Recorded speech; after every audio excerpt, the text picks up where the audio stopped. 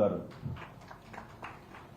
వారు ఏదో వారు తోచింది రాయలేదు, ఎప్పటికప్పుడు ఉద్యమానికి ఏదో అవసరమో అది రాసుకుంటూ వచ్చారు. ఆర్ఎస్ఎస్ నుంచి ఆర్ఎస్యు దాకా వారు పనిచేశారు.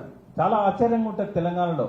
ఆర్ఎస్ఎస్ నుంచి వచ్చి మళ్ళా అండర్ గ్రౌండ్ లో పీపుల్స్ వారితో పనిచేయడం, కొండపల్లి సీతారామయ్యతో, వరవరరావుతో, గద్దర్తో రహస్య జీవితం గడపడం, అది కూడా ప్రభుత్వ ఉద్యోగంలో ఉండి. వారికి మా అభినందనలు. అదేవిధంగా సైలెంట్గా తన పని తాను చేసుకపోయే ఒక గొప్ప జర్నలిస్టు శ్రీనివాస్ రెడ్డి గారు. మాకందరికీ ఆయన ఎంతో ఆరాధ్యుడు. తెలంగాణ టుడే పత్రికకి ఇవాళ ఎడిటర్గా ఉండి ఇవాళ తెలంగాణకు జరుగుతున్న అన్యాయాల మీద కావచ్చు, తెలంగాణ సంస్కృతి సాంప్రదాయాలకు సంబంధించిన అస్తిత్వం విషయాలలో కూడా అద్భుతంగా వారు ఆ పత్రిక ద్వారా సేవలు అందిస్తున్నారు. వారు మా ఆహ్వానాన్ని మన్నించినందుకు నమస్కారం. మనందరికీ పరిచయం అక్కర్లేని వ్యక్తి టంకసాల అశోక్ గారు. ఎప్పుడో చిన్నప్పుడు నేను వారు రాసిన గర్జించు రష్యా, గాండ్రించు రష్యా, దేశాలనన్నీ కబలించు రష్యా. నేను వరోసారి అడిగిన, ఇదేం సార్, మనమేమో రష్యా సోషలిస్ట్ కంట్రీ అంటాము, లెనిన్ స్టాలిన్లు నిర్మించిన కంట్రీ అంటాం, మరి అశోక్ గారేమో ఈయనేమన్నా బీజేపీ ఆసారని అడిగిన. లేదు, మనవాడే రష్యా సామ్రాజ్యవాదం వైపు పోయింది, కరెక్ట్గానే రాసిండో అని చెప్పారు వరవరరావు గారు. సో టంకసాల అశోక్ గారు ఇప్పుడు మాతో పాటు అస్తిత్వ వేదికలో ఒక ముఖ్య భూమిక పోషిస్తున్నందుకు వారికి నమస్కారాలు సార్. ప్రొఫెసర్ రాఘవరెడ్డి గారు హైదరాబాద్ సెంట్రల్ యూనివర్సిటీలో ప్రొఫెసర్గా, సోషాలజీ ప్రొఫెసర్గా ఉన్నారు. వారు కూడా మేము ఎక్కడికి వెళ్తే మాతో అక్కడికి, మానేరు మీద కూడా చెక్ డ్యాములు పేల్చినప్పుడు రాఘవరెడ్డి గారు మాతో ఉన్నారు. వారు మాతో కలిసి నడుస్తున్నారు. అస్తిత్వ వేదికలో ఒక మెంటర్ లాగా మాతో పాటు ఉన్నారు. వారికి కూడా మా ఆహ్వానం. అదేవిధంగా నాతో పాటు ఈ అస్తిత్వ వేదికకు కన్వీనర్గా ఉన్న పిట్టల రవీందర్ గారు, ఒకసారి లేదన్న చాటు కూర్చున్నాం. మీకందరూ తెలుసు, జేఏసీలో ఆ నలుగురితో పాటు ఉన్న 5వ వ్యక్తి, కనిపించని 5వ సింహం, కోఆర్డినేటర్గా జేఏసీ నడిపించిన వ్యక్తి పిట్టల రవీందర్ అన్న. ఆయన సీనియర్ జర్నలిస్ట్. 40 సంవత్సరాల క్రితం ఇండియన్ ఎక్స్ప్రెస్లో కె శ్రీనివాస్ రెడ్డి గారితో కలిసి నడిచారు.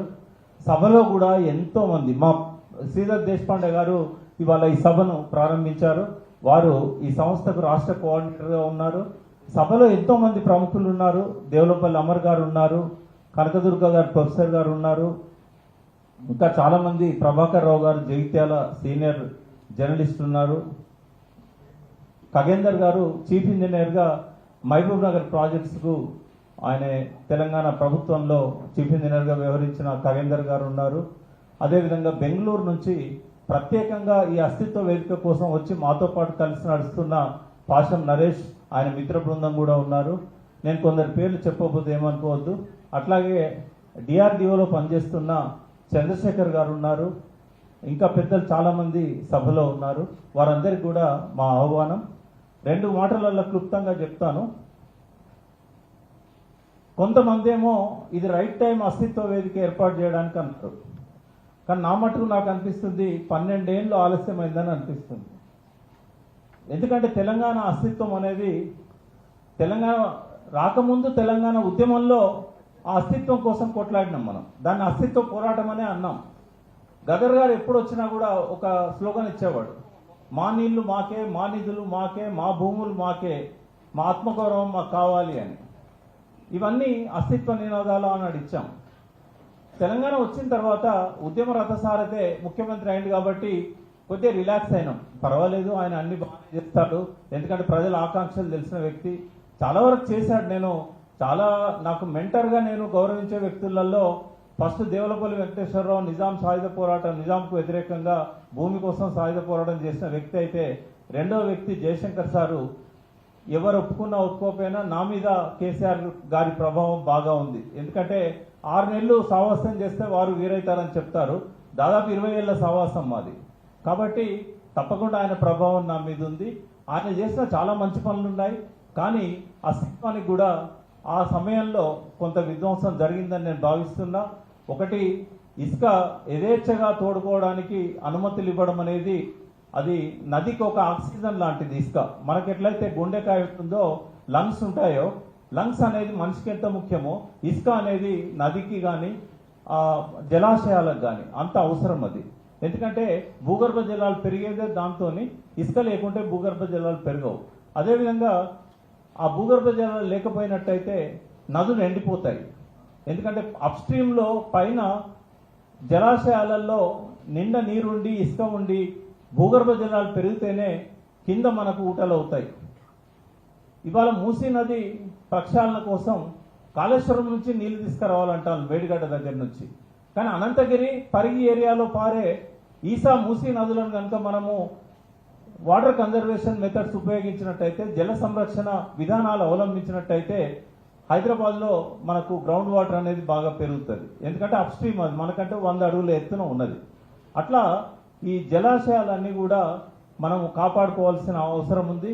అటువంటి ఇసుకను యథేచ్ఛగా 12 ఏళ్ల నుంచి కూడా తోడుకుంటూనే ఉన్నారు. ఇప్పుడైతే ఏకంగా చెక్ డ్యాంలను పేల్చేసి మేడిగడ్డ లాంటి బ్యారేజ్లను పేల్చేసి ఇవాళ ఇసుకను తోడుకపోతా ఉన్నారు.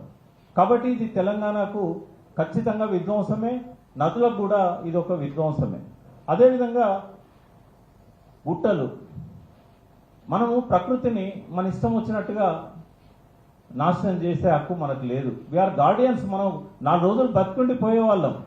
ఎప్పటి నుంచో ఉన్న గుట్టలు, 4.5 కోట్ల సంవత్సరాల నుంచి ఉన్న గుట్టలు. మనిషి వయసు ఎంత? 70 లక్షల సంవత్సరాల కింద ప్రాణి పుడితే 20 లక్షల సంవత్సరాలు 30 లక్షల సంవత్సరాల కింద మనిషి పుట్టాడు. కానీ లక్షలాది సంవత్సరాలు కోట్లాది సంవత్సరాలుగా ఉన్న గుట్టలను యథేచ్ఛగా ధ్వంసం చేస్తూనే ఉన్నారు. అది 50 ఏళ్ళుగా జరుగుతున్నది. గత సంవత్సరాల్లో కూడా జరిగింది. అందుకే అస్తిత్వ వేదిక అనేది 2014లోనే ఏర్పడి ఉంటే ఈ గుట్టల విధ్వంసానికి, అదేవిధంగా ఈ నదుల్లో ఇసుక తోడుకోవడానికి, బాగుల్లో ఇసుకను తీసేయడానికి వ్యతిరేకంగా మనం గలం విప్పే వాళ్ళం, ఎంతో కొంత బ్రేక్ పడి ఉండేది. కాబట్టి late is better than never అంటారు. ఆలస్యంగానైనా ఇవాళ మనం సమావేశమై ఈ కార్యక్రమాన్ని ముందుకు తీసుకెళ్తున్నాం. ఇంకొక 2 మాటలు చెప్పి నేను ముగిస్తాను. తెలంగాణ అస్తిత్వ వేదిక ఏం చేస్తుంది? అందరూ అనుకుంటారు ఇది రాజకీయాలు, మన మీద తేజస్వి సూర్య లాంటి వాళ్ళు మాట్లాడిన మాటలకు, ఆంధ్రలో ఉన్న కృష్ణదేవరాయలు లాంటి ఎంపీ పార్లమెంట్లో మనం నిందించినందుకు తప్పకుండా గొంతు విప్పుతాం, వాళ్ళని నిలదీస్తాం, ప్రజలతోని వాళ్ళని నిలువరిస్తాం. కానీ అంతవరకే పరిమితం కాదు అస్తిత్వ వేదిక. ఒక ముఖ్యమైన విషయాన్ని నేను చెప్తాను. ఇక్కడ జీవన విధ్వంసం జరుగుతూ ఉంది. జీవన విధ్వంసంతో పాటు ప్రకృతి విధ్వంసం జరుగుతూ ఉంది. ప్రకృతి విధ్వంసంతో పాటు మన శరీర విధ్వంసం జరుగుతుంది, మన మేధస్సు విధ్వంసం జరుగుతూ ఉంది. ఈ 4 అంశాల మీద 2 నిమిషాలు మాట్లాడతాం. ఒకటి, ప్రకృతి విధ్వంసం మనందరికీ తెలుసు. కన్న తల్లిలా భావించే నదుల్లో మలమూత్రాలను వదిలేస్తే పర్వాలేదు, కానీ విష పదార్థాలను, కెమికల్ ఏవైతే రసాయనిక పదార్థాలను ఇక్కడ ఫార్మా ఇండస్ట్రీస్ కావచ్చు, ఎరువుల కంపెనీలు కావచ్చు, పురుగు మందుల కంపెనీలు కావచ్చు, భయంకరమైన విషయాన్ని ఇవాళ నదులలో వెదజల్లుతూ ఉన్నారు. కేవలము నీళ్లు మాత్రమే కాలుష్యం అయితే లేవు, వాటి పర్యావరణం మొత్తం, అంటే బయోడైవర్సిటీ అంటాం, జీవావరణం. నది అనేది మన ఒక్కరి కోసమే కాదు. నది అనేది అది ఒక 84 లక్షల జీవరాశులకు అది నిలయం. సో నదుల పట్ల ఏ రకమైన శ్రద్ధ లేకపోగా అది కాలుష్య కాసారంగా మారడానికి ఫస్ట్ కారణం ప్రభుత్వాలే, ఆ తర్వాత పారిశ్రామిక అధిపతులు. వాళ్ళు ఎక్కడో వదిలిపెట్టాల్సిన, ట్రీట్ చేయాల్సిన వ్యర్థ జలాలను ఏకంగా నదుల్లో వదిలిపెడతారు. వర్షాలు పడ్డప్పుడు ట్యాంకర్లలో తెచ్చి మూసీ మీద, ఈ పోచంపల్లి ఏరియాలో కల్వర్ట్లు ఉంటాయి, ఆ కల్వర్ట్ల దగ్గర లారీ ఆపి ఆ నీళ్ళన్నింటినీ కూడా వ్యర్థ జలాలను మూసీలో వదిలేయడం వల్ల నల్గొండ అంతా కూడా ఇవాళ కాలుష్య కాసారంగా మారిపోయింది. అందరి శరీరాల్లో విషం చేరిపోయింది. ఇదొక రకమైతే, మనం మొక్కలను ఇష్టం వచ్చినట్టుగా చెట్లను నరకడం వల్ల, మొక్కలను పెంచకపోవడం వల్ల 500 టన్నుల 5 బిలియన్ టన్స్ ఈ టాప్ సాయిల్ ఏదైతే ఉన్నదో, మట్టి, ప్రాణం ఉన్న మట్టి, ఇప్పుడు మనం తవ్వుకుంటూ పోతే ఆ పై లేయర్కు మాత్రమే ప్రాణం ఉంటుంది. మీరు ఏ విత్తనం పెట్టినా మొలుస్తుంది, వర్షం పడ్డప్పుడు కానీ నీళ్లు పోసినప్పుడు కానీ. కానీ ఒక 4 ఇంచులు పోయిన తర్వాత ఏం పెట్టినా మొలవదు, హార్డ్ సాయిల్ ఉంటుంది. ఈ టాప్ సాయిల్ తయారు కావాలంటే 1 ఇంచుకు 500 సంవత్సరాలు పడుతుంది. 1 ఇంచు టాప్ సాయిల్కు 500 నుంచి 1000 సంవత్సరాలు పడుతుంది. కానీ యథేచ్ఛగా మనము నదులన్నింటినీ కూడా ఎరోజన్ అవుతున్నాయి, భూసారం కొట్టుకపోతూ ఉంది, భవిష్యత్ తరాలు బతకాలన్నా వద్దా? ఒక మన కోసమేనా, మన తరం కోసమేనా ఈ ప్రకృతి? కాబట్టి ఆ మట్టిని కూడా మనము రసాయనిక ఎరువులతోని విషతుల్యం చేసి, అయితే ఒక మాట చెప్పదలుచుకున్నా, మన తల్లిని ఎవరన్నా ఏమన్నా అన్నా మనం క్షమిస్తాం కావచ్చు, మన కుటుంబ సభ్యుల మీద ఎవరి మీద చేయబడ్డా కూడా మనం క్షమిస్తాం కావచ్చు, ఎందుకంటే గాంధీ మహాత్ముని వారసులం కాబట్టి. కానీ పంచభూతాలు మనల్ని క్షమించవు. మట్టిని విషతుల్యం చేస్తే మట్టి మనకు క్యాన్సర్ ఇస్తున్నది. నీళ్లను కాలుష్యమయం చేస్తే నీళ్లు మనకు అనేక రకాల జబ్బులకు కారణమవుతున్నది. గాలిని విషతుల్యం చేసి ఇవాళ ఆక్సిజన్ దొరకకుండా చేసినందుకు 8 మందిలో ఒక్కరు శ్వాసకోశ వ్యాధులతో బాధపడతా ఉన్నారు. ఈ రకంగా మనము ప్రకృతిని విధ్వంసం చేసుకుంటూ పోతే మన ముందు తరాలు ఎట్లా బతకాలి? ఇవాళ గ్రాండ్ చిల్డ్రన్ కోసం 100 కోట్లు 1000 కోట్లు సంపాదిస్తున్నామే, ఒక మంచి భవిష్యత్తును సంపాదించలేమా? వాళ్ళకు ఒక జీవన భద్రత కల్పించలేమా మనం? కాబట్టి తెలంగాణ అస్తిత్వ వేదిక నోరు లేని నదులకు గొంతునిస్తుంది, నోరు లేని పర్యావరణానికి గొంతునిస్తుంది, నోరు లేని 84 లక్షల జీవరాశులకు గొంతుకైతాం. అంతిమంగా ఈ ప్రకృతిని పంచభూతాలను కాపాడుకుందాం. ఇంకొక మాట చెప్పి ముగిస్తాను. మనందరికీ కూడా ఒక రకమైన షాక్లోకి నెట్టే విషయాన్ని నేను చెప్పబోతున్నా. ఇవాళ పంచభూతాలకు ప్రతిరూపమే మన శరీరం. మన శరీరంలో కోట్ల బ్యాక్టీరియాలు ఉంటాయి. బ్యాక్టీరియా చెడ్డది, దాన్ని చంపాలన్న వ్యక్తికి నోబెల్ ప్రైజ్ ఇచ్చిన ప్రపంచం ఇది. కానీ హ్యూమన్ మైక్రోబయామ్ ప్రాజెక్టు 2008 నుంచి 16 దాకా జరిగిన తర్వాత మన ఆలోచనలు, మన బతుకు, మన జబ్బులు రాకుండా మనం ఆరోగ్యంగా ఉండాలంటే మన శరీరంలోని అన్ని ఆర్గన్స్ను పనిచేస్తున్న ఈ బ్యాక్టీరియాలే అనే ఒక చేదు నిజం తెలుసుకున్నారు. అంటే వైద్య శాస్త్రాన్ని ప్రపంచానికి అందించిన చెరకుడు సుశ్రుతుడు పుట్టిన గడ్డ మీద పాశ్చాత్య వైద్యాన్ని తీసుకొచ్చి మన శరీర ధర్మాలను మనం మర్చిపోయాం. ఆ బ్యాక్టీరియాని మనం బతికిస్తుంది. ఇలా గట్ బ్రెయిన్ యాక్సిస్ అనేది శాస్త్రవేత్తలు, వైద్యులు చెప్తున్నారు. అంటే మీరు ఏం తింటున్నారో అదే మీరు ఆలోచించడానికి కారణమవుతున్నది. మనం ఏం తింటున్నాం, ఏ తినకూడదో అది తింటున్నాం. మేము చిన్నప్పుడు గోడలో పోస్టర్ వేయడానికి మైదా వాడేది, ఆ మైదాని వల్ల మనం తింటున్నాం. అదేవిధంగా బట్టలకేసే రంగులను తక్కువ ధరకు వస్తాయని చెప్పి చిన్న పిల్లలు తినే కేకుల మీద, రకరకాల ఆహార పదార్థాల మీద ఇస్తే వాళ్ళ పుట్టినప్పటి నుంచే క్యాన్సర్ కణాలు అనేటివి విజృంభిస్తూ ఉన్నాయి.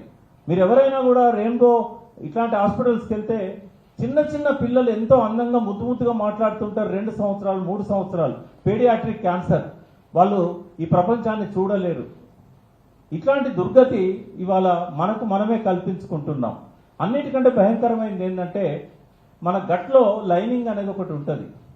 ఆ లైనింగ్ సరిగా ఉండాలంటే వెరైటీ బ్యాక్టీరియాలు మన కడుపులో ఉండాలి. ఇదంతా పర్యావరణానికి సంబంధించిన అంశమే నేను చెప్తున్నాను. ఆ వెరైటీ బ్యాక్టీరియాలు ఒకప్పుడు కొన్ని వేల రకాలు ఉండేటి. ఇప్పుడు ఎన్ని అయినాయి అంటే 250 అయినాయి. ఈ 250 కూడా 50కో 20కో వస్తే ఈ భూమి మీద మనిషి అనేటోడు ఉండడు.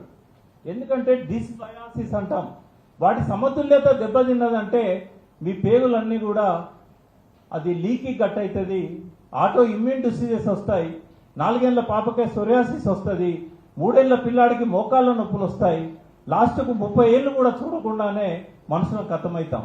ఈ సంగతిని చాలా ఆలస్యంగా అమెరికా కానీ ఇతర దేశాలు కానీ గుర్తించి ఏం చేశారు వాళ్ళు? ప్రపంచంలో ఉన్న ప్రతి వ్యక్తిని అంటే శాంపిల్గా ప్రతి దేశంలో కూడా టెస్ట్ చేశారు. ఎక్కడ కూడా 250 కంటే ఎక్కువగా వెరైటీ బ్యాక్టీరియాస్ లేవు. బ్యాక్టీరియాల నంబర్ ఏమో కోట్లు ఉన్నాయి, కానీ వెరైటీస్ లేవు. వెరైటీస్ లేకపోతే అవి పనిచేయవు. ఒక ఆడ ఒక మగ ఉంటేనే ఈ ప్రకృతి, ఈ జనాభా అనేది జరుగుతూ ఉంటుంది. కాబట్టి 2 రకాల పేర్స్లో ఉండకపోతే గట్ బ్యాక్టీరియా అనేది పనిచేయద్దు. దాన్ని డిస్బయాసిస్ అంటాం. మరి ఇప్పుడు వాళ్ళు ఎక్కడెక్కడ వెతుకుతున్నారు ఆ పోయిన వెరైటీల కోసం? ఆదివాసీలలో పోయి వాళ్ళ మోషన్ను టెస్ట్ చేసి అందులో ఎన్ని రకాల బ్యాక్టీరియాలు చూస్తే